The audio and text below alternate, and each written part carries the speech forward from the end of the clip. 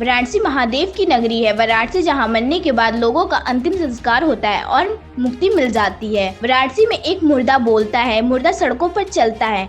आज हम आपको बताने जा रहे हैं और उससे भी आपको रूबरू कराने जा रहे हैं। मुर्दे से मिलने आज हम वाराणसी आए हैं और हम मौजूद है उत्तर प्रदेश के वाराणसी में। तस्वीरें आपको दिखाऊंगी तो वाराणसी के गंगा घाट का किनारा है और आप देखिए कि यहाँ पर ये जमीन पर कफन पड़े हुए हैं। यहाँ पर अंतिम संस्कार होता है। आपको लगातार दिखाएंगे कि किस तरह से वाराणसी में एक मुर्दा जो है सड़कों पर टहलता है, चलता है, खाता है, पीता है, लोगों से बातें करता है। हैरानी की बात यह है कि इस मुर्दे से किसी को डर नहीं लगता, इसलिए हम भी यहाँ पर पहुँचे हैं और उस मुर्दे की तलाश में वाराणसी में माँ गंगा के किनारे और खोजने चलते हैं कि आखिर वो मुर्दा है कहाँ। मैं आपको दिखाऊं, देखिए एक शख्स हैं जिन्होंने अपनी पीठ पे लगा रखा है 13वीं हो गई मगर मैं जिंदा हूँ, I am alive, help me to alive. जी हाँ, बाकायदे इस पे इनका yahoo.com जो मेरा आईडी है वो है, फेसबुक आईडी भी देखिए लिखा हुआ है, इनका नाम भी लिखा हुआ है और गंगा मैया को ये प्रणाम कर रहे हैं। तो जिसकी तलाश में हम निकले हुए थे दोस्तों, वो शख्स हमें मिल गया है। वो शख्स यही है, मैं जिंदा हूँ का बोर्ड लगाए हुए, जिन्हें लोग मुर्दा कहते हैं। और ये मुर्दा जो है वाराणसी की सड़कों पे टहलता है, माँ गंगा के किनारे बैठा हुआ है। हम इनसे बात करेंगे। भैया क्या नाम है आपका? जी सर्वप्रथम आपको प्रणाम, जनता जनार्दन को प्रणाम। मेरा नाम संतोष मूरत सिंह, मैं जिंदा हूँ और Uttar Pradesh government declares me dead but मैं जिंदा हूँ।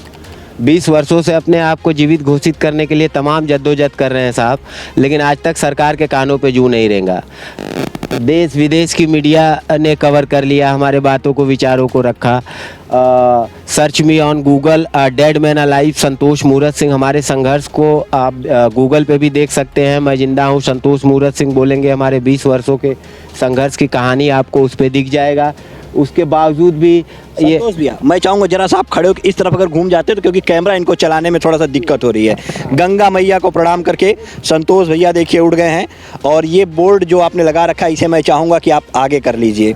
तो ये देखिए, ये संतोष जी हैं और मैं ज़रा सा एक चीज़ और दिखाना चाहूँगा आपको। ये देखिए ज़रा, ये इन्होंने बाकायदे एक नेम प्लेट लगा रखा है, dead man alive Santosh Murat Singh, मैं जिंदा हूँ संतोष मूरत सिंह। बैच नंबर भी इनका लिखा हुआ है जैसे पुलिस वालों की वर्दी पे होता है। और वैसे देखिए इन्होंने वर्दी भी खाकी पहन रखी। भैया क्या राज है इसका, पहले बताइए। जी ये वर्दी नहीं, एक ऐसे मतलब हमारे पिताजी आर्मी में थे तो मैं फ़ौजी का बेटा हूँ, इसलिए मुझे फ़ौज से प्रेम है, मतलब आर्मी से जो है, और मैं सम्मान करता हूँ क्यों। और मैं ये भी जानता हूँ कि मैं एक फ़ौजी का बेटा हूँ, इसलिए इतना संघर्ष भी कर पा रहा हूँ। मेरे पिताजी ने देश की सेवा की और उनका भी मुझे कुछ नहीं मिला। मतलब एक फ़ौजी का बेटा जो है 20 सालों से मरा हुआ घोषित होकर दर दर की ठोकर खा रहा है और न्याय की उम्मीद में आज तक ज़िंदा है, लेकिन आज तक उसे ज़िंदा नहीं किया गया। और आए दिन जैसे दिल्ली जंतर मंतर पे धरना, प्रोटेस्ट, आंदोलन, तिहाड़ जेल रिटर्न है साहब। 14 दिन 151-701 में जो है कि दिल्ली पुलिस ने चालान किया था, वहाँ भी रहे। वहीं से इंडिया डेडमैन प्रेसिडेंट्स रेसिंग 2012 राष्ट्रपति का भी हमने नामांकन भरा। तो ये सब कौन कर रहा था? वहीं से dead man offer to Sushma Swaraj kidney, तेज नेत्री कहे जाने वाली सुषमा स्वराज मैडम से हम मुलाकात की एम्स अस्पताल में, उनकी तबीयत ख़राब थी। उनसे हमने निवेदन किया कि मैम मैं ज़िंदा हूँ और मुर्दा हूँ और एक किडनी मैं आपको स्वतः जो है कि दान दे रहा हूँ और एक किडनी पे आप भी ज़िंदा रहो और हमें भी ज़िंदा कर दो। तो ये भी काफ़ी मामला जो है कि मीडिया में भी काफ़ी जो है कि इसका आया, काफ़ी वो चला। उसके बावजूद भी मुझे जो है कि न्याय नहीं मिल रहा है। और डिबेट पे सरकार के लोग जैसे पक्ष विपक्ष के दोनों बैठते हैं, डिबेट होता है, बोले कि हाँ भैया आप फलाने सरकार में मरे हो, ढेकाने सरकार में ज़िंदा हो जाओगे। मतलब मुर्दों पे भी राजनीति। लेकिन कोई बंदी ये नहीं कह रहा है कि नहीं हाँ भैया ये इतना संघर्ष कर रहा है, इसको जो है कि चल के ज़िंदा करो। देश विदेश में हर जगह जब मुझे बाहर की गाँव की मीडिया आती है और जब इंटरव्यू लेती है तो कहते हैं कि डेड मैन अलाइव, आप भारत के बारे में क्या बोलेंगे? तो मैं बड़ा सोच में पड़ जाता हूँ भैया कि मैं क्या बोलूँ। मेरा भारत देश महान कि आपका भारत देश महान? मैं कौन हूँ कंकाल या हूँ इंसान? इस बात का फैसला कौन करे? जिस देश में मुर्दे जिंदा हों वो है मेरा भारत देश महान। और हमारी तरह ऐसे लाखों हजारों लाखों मुर्दे जिंदा घूम रहे हैं। प्रत्येक आप तहसील में चले जाइए, प्रत्येक तहसील में आपको 2-4 केस ऐसे मिल जाएंगे। बिल्कुल संतोष भैया सही कह रहे हैं आप। बिल्कुल सही कह रहे हैं। प्रत्येक तहसील में, हिंदुस्तान के हर ज़िले में ऐसे एक न एक संतोष मिल जाएंगे जो अपने आप को जिंदा करने के लिए संघर्ष कर रहे हैं। और एक अहम बात जो इन्होंने बताई कि फौजी के बेटे हैं, फौजियों के लिए, स्वतंत्रता संग्राम सेनानियों के लिए या फिर हमारे आर्मी के जवानों के लिए लगातार प्रधानमंत्री या फिर मुख्यमंत्री जो है बातें करते हैं कि हम फौजियों के लिए ये कर रहे हैं, लेकिन एक फौजी का लड़का अपने को जिंदा करने के लिए जंग लड़ रहा है। संतोष भैया जी, कब आप के साथ ये ट्रेजेडी हुई? आप मुंबई गए थे, क्या कुछ हुआ, जरा उसे बताइए। जी, ये 1988 में हमारे पिताजी का देहांत होता है, स्वर्गीय मूरत सिंह जो कि मेरे पिताजी थे, तो उनका देहांत हुआ और 1988 में ऑल प्रॉपर्टी जो है मेरे नाम से, वह माताजी के नाम से, विधवा पुत्रगण संतोष करके नाबालिग, मेरी ऑल प्रॉपर्टी मेरे नाम वरासत हो गई। वो नाम सन 2000 तक चलते आया। सन 2000 में यहीं पे जहां हम आप खड़ा होके ये वार्तालाप कर रहे हैं, यहीं पे फिल्म स्टार नाना पाटेकर साहब आँच फिल्म की शूटिंग के लिए आए। वो फिल्म देखेंगे तो 2-4 सीन यहाँ का भी है, यही सीन। तो उनसे मेरी मुलाकात हुई और चूँकि हम फौजी के बेटे थे, उनको मालूम पड़ा तो बोले कि फ़ौजी के बेटे हो, आप हमारे साथ जो है कि बम्बई चलो, फैमिली मेम्बर, आपका बढ़िया लगा व्यवहार। और कुछ हमने कुकिंग करके उनको खिलाया, पसंद आया तो हमें लेके चले गए। तो हम 2-3 साल जो है नहीं आए। सन 2000 फिल्म स्टार नाना पाटेकर के साथ आप मुंबई गए? जी जी जी, वो सब मीडिया में सब जगह है साहब। तो सन 2000 में लेके गए थे और 2003 में यहाँ के विपक्षी गण जैसे चेतनारायण सिंह, दुर्गा सिंह, अजय सिंह, नारायण सिंह, सुरेश पहरी, लाल मोहन मल्लाह, निरकल्लू हरिजन, संजू देवी, काफ़ी लोग मिलके साजिश के अंतर्गत वाराणसी सदर तहसील राजस्व विभाग में एक एफिडेविट लगा देते हैं, लापता मिसिंग लाश, मुंबई ट्रेन बम ब्लास्ट में संतोष मूरत सिंह मर चुका है, और 13वीं करके मेरे हिस्से की 12.5 एकड़ ज़मीन अपने नाम ट्रांसफ़र करा लेते हैं। 13वीं भी वो लोग करते हैं आपकी? जी, 13वीं हो गई, हम लिखे भी हैं साहब, 13वीं हो गई, आपने लिखा है? 13वीं हो गई मगर मैं जिंदा हूँ। हालांकि 13वीं के दिन तो हम नहीं पहुँच पाए गाँव में। 13वीं के एक हफ्ते के बाद हमें मालूम पड़ा तो हम आए, तो करण अर्जुन फिल्म की तरह हमें जो भी देखे बोले कि अरे आप जिंदा हो, आप जिंदा हो। तो अरे हम कहे भैया हम तो जिंदा ही हैं। तो बोले कि अरे आपके तो मरने का हमने खाना खा लिया, तेरही का पूड़ी खा लिया है। अरे हम कहे तेरही का पूड़ी खा लियो भैया, तो उसमें मेरी गलती है? कौन खिलाया, क्या हुआ? तो कोई फ्रंट पे बोलने को तैयार ही नहीं, सब उसको तेरही को जो है पार्टी में कन्वर्ट कर दिए। अच्छा, मतलब आपकी 13वीं पार्टी सेलिब्रेट? हाँ हाँ। अच्छा, उसके बाद थाने पे गए तो प्रशासन का कहना था कि भैया ऐसा है संतोष कि आप इतने बड़े फिल्म स्टार के यहाँ जॉब करते हो, कमा के बना लो, ये सब मोह माया यहाँ का छोड़ो, गांव में रखा ही क्या है? तो अरे हम कहे साहब अभी वहाँ काम करता हूँ मैं, कोई ज़्यादा पढ़ा लिखाया हो तो हूँ नहीं, फैमिली मेम्बर हूँ, कुकिंग करता हूँ, खाना बनाता हूँ, बर्तन मांजता हूँ, तो उसमें मेरी कितनी दिहाड़ी मिल जाएगी, कितना मैं कमा के बना लूँगा? जन्मभूमि है मेरी, मैं वो नौकरी छोड़ दूँगा लेकिन मैं जन्मभूमि नहीं छोड़ूँगा। और शो मैं अब एक ठान लिया साहब। यहाँ से फिर लोअर कोर्ट में गए, वकील किए, वकील ने कहा कि 4-6 केस में हम आपको ज़िंदा कर देंगे। 4-6 साल बीत गया, हर महीने का 500 पे जो है कि डील हुई, तारीख पे हाँ, और वो कुछ नहीं हुआ। लास्ट मोमेंट में हम पैसा हमारे पास नहीं था तो केस बंद हो गया। फिर थक हार के 1 जनवरी 2012 से दिल्ली के जंतर मंतर पे अनिश्चितकालीन धरनारस्त हो गए।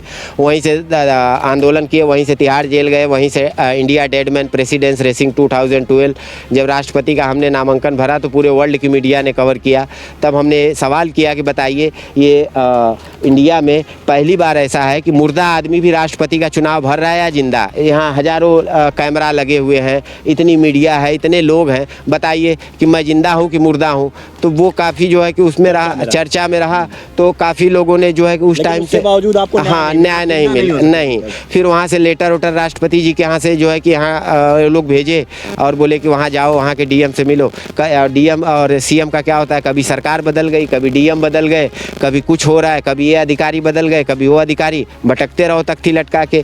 तो अब हम साहब जो है कि मरता क्या ना करता। अब जब कुछ काम धंधा करोगे तभी तो आय स्रोत आपकी बनेगी। हाँ, कुछ हमारे पास काम धंधा है नहीं, कभी चाय की दुकान पे काम दिहाड़ी पे कर लेते हैं 200 पे, कभी जो है कि खीरा ककरी जंतर मंतर पे बेच लेते हैं, कि जैसे मतलब हुआ। कभी आपने राष्ट्रपति का चुनाव, और भी कोई चुनाव लड़े थे आप? जी, लोकसभा, विधानसभा, बीडीसी सब नामांकन हमने भरा। अच्छा। लेकिन कभी मेरा पास नहीं करते। एक बार पास किए थे 2017 में। अच्छा। उसमें मुझे कुछ वोट भी मिला था, 2,500 की 7,000 नाम से पास हुआ था यही? हाँ हाँ, सेम। तो उसको भी एविडेंस लगा के अब इसके बाद PIL पड़ा है, तो अब जाके 2021 में इलाहाबाद हाई कोर्ट ने खुद संज्ञान में लिया, तब जाके मुझे अब जाके 21 साल के बाद सरकारी वकील नियुक्त हुए हैं। अच्छा, बिना मतलब सरकारी वकील आपको मिल गए? हाँ, अब मिले हैं। तो अब पूरी फाइल हमने उन्होंने वहाँ किया। अब वहाँ की दिक्कत ये है कि जब उनको फ़ोन करो तो बोले कि 20 साल आपको मरे हुआ हो गया, आप उतना नहीं घाई किए, अब 20 महीना भी हमको फाइल लेके नहीं हुआ, रोज़ फ़ोन करके पूछोगे साहब क्या हुआ, साहब क्या हुआ, डिस्टर्ब मत करो, नहीं तो दूसरा वकील इसमें आके सिलेक्शन कर लो।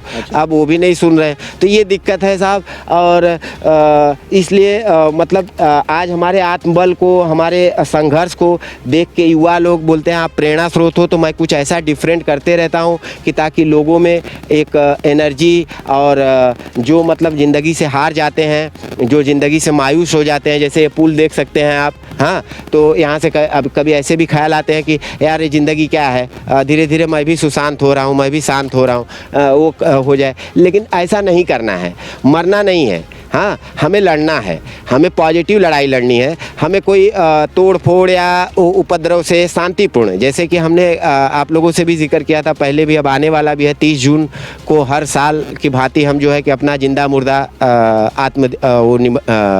श्राद्ध जो है मनाते हैं। 30 जून को आप मतलब हाँ, 30 जून को अपना श्राद्ध, हाँ, श्राद्ध करते हैं। वो अपने जीते जी अपना जो भी मतलब मरने के बाद की क्रियाएं होती है, पंडित जी लोग भाग जाते हैं। हाँ साहब, ये भी दिक्कत होती है, पर कभी पंडित भाग जाते हैं, कभी नाऊ भाग जाता है, बाल दाढ़ी बनाने वाले। जी बिल्कुल, देखिए जब ये श्राद्ध करने जाते हैं तो पहले तो पंडित जी लोग आते हैं कि श्राद्ध करना है, लेकिन जैसे उन्हें पता चलता है कि इन्हीं का श्राद्ध करना है तो पंडित जी 9-11 हो जाते हैं। जी, पिछली बार यहीं पे किए थे, तो ब्राह्मण देवता जो है कि वहाँ पुल पे जाके उन्होंने फ़ोन किया कि बाबू साहब आप दूसरा पंडित रख के करवा लीजिए, हमारे बस का नहीं है। और उनसे एक पत्रकार मैडम ने पूछ लिया था कि पंडित जी आप बताइए कि आप जो है जिंदा आदमी का श्राद्ध करवा रहे हैं कि मुर्दा आदमी का, सवाल बनता है। तो बस उनको समझ में आ गया, वो बोल रहे हैं अरे बाप रे, ये तो बहुत धारा लगेगी मुझ पे, मैं नहीं करूँगा जिंदा आदमी का श्राद्ध। एक तो पहले ही तुम्हारा 13 हो गया है, उसमें केस में कितने लोग चले जाएंगे, तो मैं जिंदा आदमी का श्राद्ध क्यों करवाऊँ। तो अपने आप से ही जो है कि बोल आत्मनिर्भर मुर्दा, मतलब आत्मनिर्भर भारत जैसे सब आत्मनिर्भर ही करना है, तो अपने आप ही स्वतः करेंगे। जो अगर कोई भाग भी गया तो अपने आप से मंत्र का किताब लाएंगे, अपने आप से पढ़ेंगे। अच्छा ये बताइए, आपने बताया कि आपकी प्रॉपर्टी अगर आपके विरोधियों ने जो है ले लिया, तो आप कहाँ पे रहते, कहाँ पे हैं आप? हाँ, बड़ा आसान सा पता है साहब, गले में तख्ती होगी और जहाँ मुर्दे जलते होंगे वहीं पे जैसे कि मुर्दा जिंदा आपको मिल जाएगा। चाहे ये बलुआ घाट का शमशान घाट हो, चाहे मणिकर्णिका बनारस का हो, यहीं पे आपके घाट के किनारे ही जो है मेरा पसंदीदा जगह है, जहाँ मैं गंगा माँ के गोद में यहाँ बैठ के जो है कि अपने आप से सवाल करता हूँ, माँ से सवाल करता हूँ, रोता हूँ, अपना दर्द बयां करता हूँ। बोले कि वास्तव में आंसू को समझने वाला है कौन साहब। सब कहते हैं हम आपके साथ हैं, लेकिन है कौन साथ में।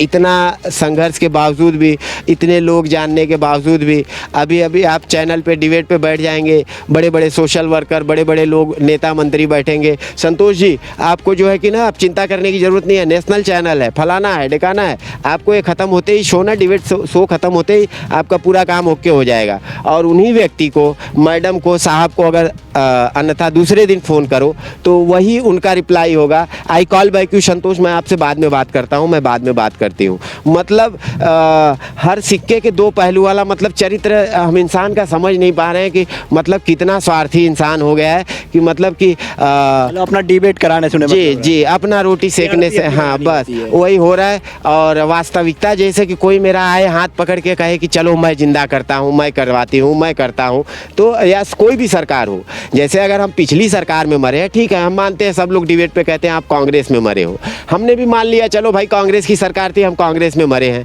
तो बीजेपी की सरकार है, तो बीजेपी का क्या दायित्व तो नहीं बनता है कि आपके सरकार में अगर कोई पिछले सरकार में अगर मर गया है, उसको जिंदा करने का तो आप क्रेडिट लो ना जिंदा करके, कि खाली नाम काम किसी का बोर्ड लगा के करोगे, वही दिखेगा, फलाना स्टेशन का नाम चेंज कर दो, वो कर दो, ये कर दो, यही करोगे। और जो वास्तविकता है, जो सही है, सत्य है, उसको आप लोग देख नहीं रहे हो।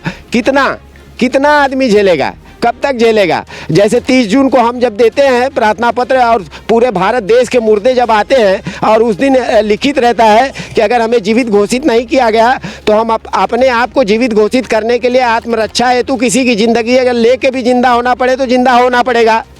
तो बताइए, अगर हमें क्राइम करके ही जिंदा होना होता तो हम कब के क्राइम करके जिंदा हो गए होते। लेकिन मैं क्राइम करके नहीं जिंदा होना चाहता हूँ, मैं एक फौजी का बेटा हूँ। मुझे अगर ज़रूरत पड़ी तो मैं भारत देश के लिए अपना खून अपनी ज़िंदगी दे के जिंदा होऊंगा। मेरा ये विचार है। एक बहुत ही अहम सवाल है कि अगर संतोष मूरत सिंह मर गए हैं और कल कोई अगर कोई क्राइम करते हैं, किसी की हत्या करते हैं या कोई आतंकवादी घटना को अंजाम देते हैं, तो ऐसे में प्रशासन किसके खिलाफ मामला दर्ज करेगा? क्या संतोष मूरत सिंह के खिलाफ ही करेगा? और अगर करेगा तो कैसे करेगा? संतोष मूरत सिंह तो पहले से ही मर चुके हैं, लेकिन ये ऐसी कोई क्राइम नहीं करना चाहते। ये महात्मा गांधी के बताए हुए रास्तों पर चलते हुए, अहिंसा परमो धर्म को अपनाते हुए अपनी लड़ाई को लड़ रहे हैं और खुद को जिंदा करने की जंग जो है इन्होंने जारी रखी है। देखना यह है कि प्रशासन के कानों पे कब जू रेंगता है और कब इन्हें जो है इनका हक मिलता है। संतोष जी, हमने आपसे पूछा था घर और नहीं है, तो आप रहते कहाँ हैं, कहाँ खाते पीते हैं, उसके बारे में हमने आपसे अभी जिक्र किया था, बड़ा आसान सा पता होगा, तख्ती होगी, मुर्दे जलते होंगे।